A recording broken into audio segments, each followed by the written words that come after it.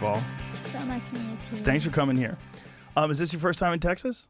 No, I've been here before. You've been to Austin before? Yes.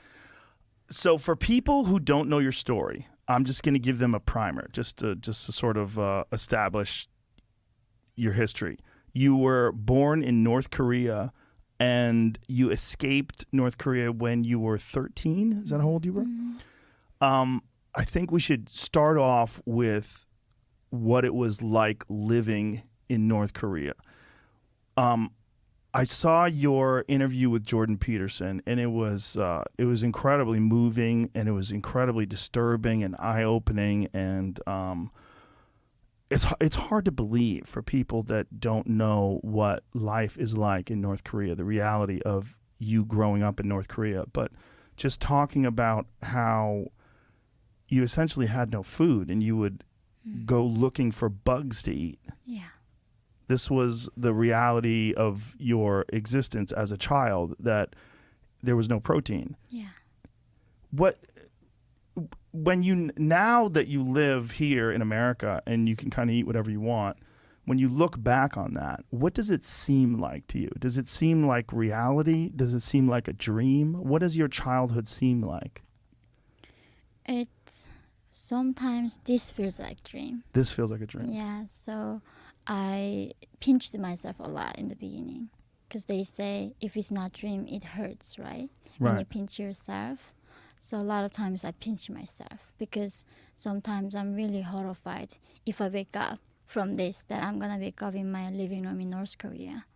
So sometimes that line is very blurry to me. And because the one common thing that North Koreans all have is actually in our dreams when we sleep, it's back in North Korea. So in our dream, we somehow never able to escape it. So every day my mom wakes up, like she tells me about a story how she was back in North Korea. And I have the same thing. No matter what, how many years we left afterwards, in our dreams, we are still in that country. So trapped. that's the nightmare. The nightmare is that you're still trapped in North Korea. Mm-hmm. When you lived there, you didn't know that there was another way to live. No, it's like here right now we cannot imagine a life in some different planet in the universe, right? We just don't know what that life looks like. Exactly the same thing. I never knew the life in different planet could be like. And where you lived in North Korea, there was no internet. Yeah. There's very little electricity, right? Mm-hmm. And how much education did you get? I never even seen the map of the world. So as even Asian, I did not even know that I was Asian. So the regime told me I was a Kim Il-sung race. Kim Il-sung race. Yeah, and then the North Korean calendar begins when Kim Il-sung was born. That's like Jucheon, that our history begins. So I don't even know what Jesus Christ is. And I don't know anything before Kim. So there was everything before Kim, the history was erased for us.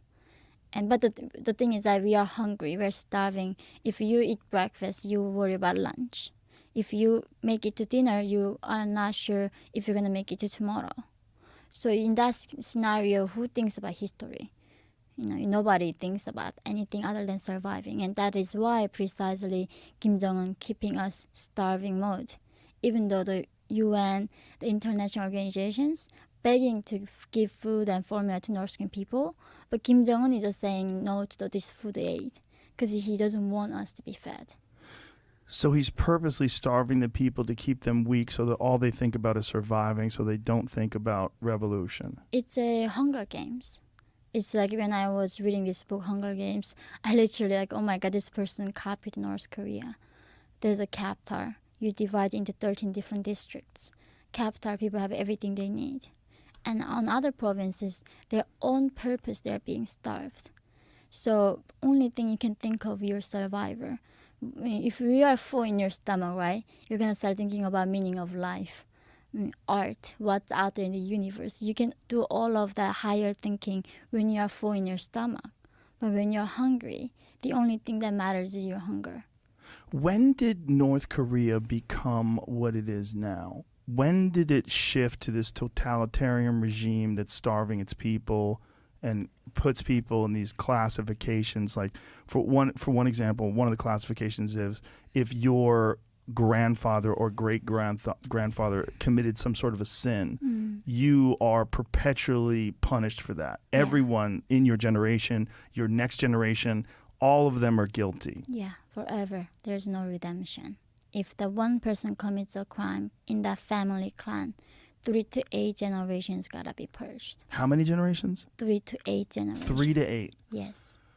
Mostly commonly 3, but the people like who challenge the regime or challenge the leader, then 8 generations get 8 purged. generations. Yeah. And then after the 8th generation, are they absolved? No, they are gone. They're all gone. Because by 8 generation, you even kill the in-laws of somebody in-law.